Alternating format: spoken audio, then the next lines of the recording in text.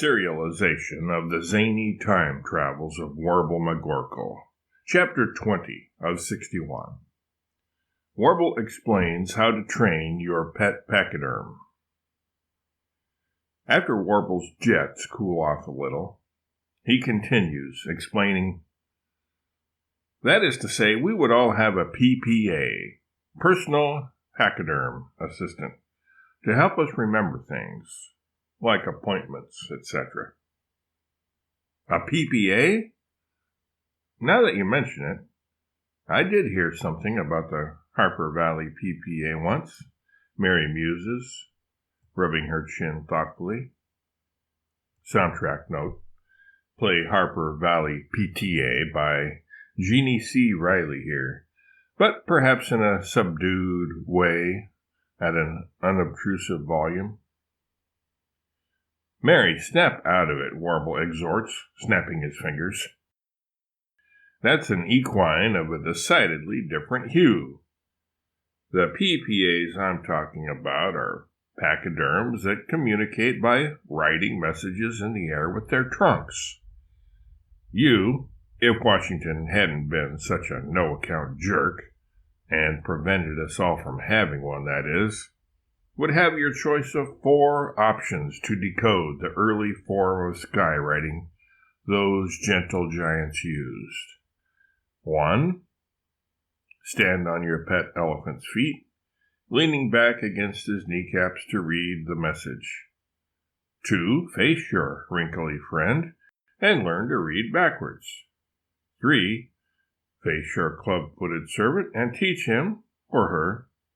Some of the female elephants are almost as smart as the males, and can also be taught to write backwards. Or 4.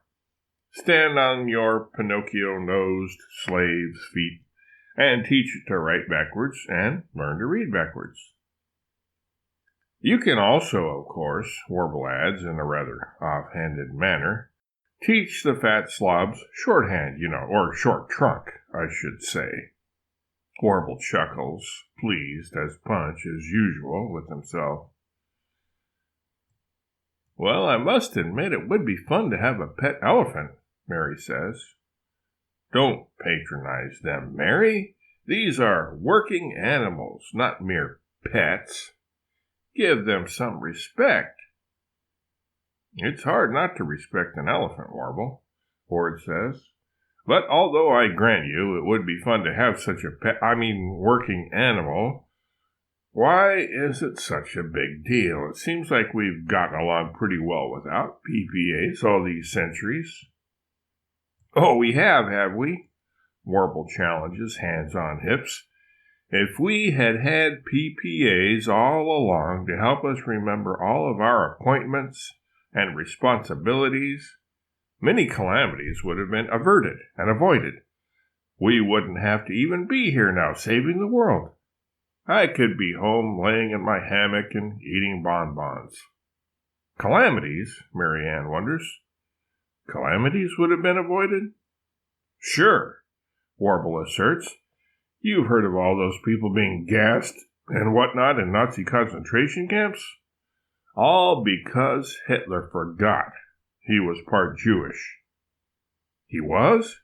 Comfy asks, incredulous, then realizes the ridiculousness of that assertion and casts an aspersion on Warble's mental state. "You must be out your head, consumer Warble."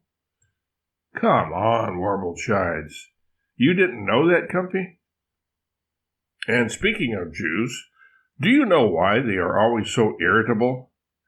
Hitler was obviously a tad irritable himself, a sure sign of Jewish blood. "Tell us, honey," Mary says monotonically. Not that she really wants to hear it, but she knows there is no way to get out of hearing the rest of the story, and just wants to get it over with as quickly as possible. "All right. Hold on to your hats as I am about to unfold one of the great mysteries of history," Warble promises.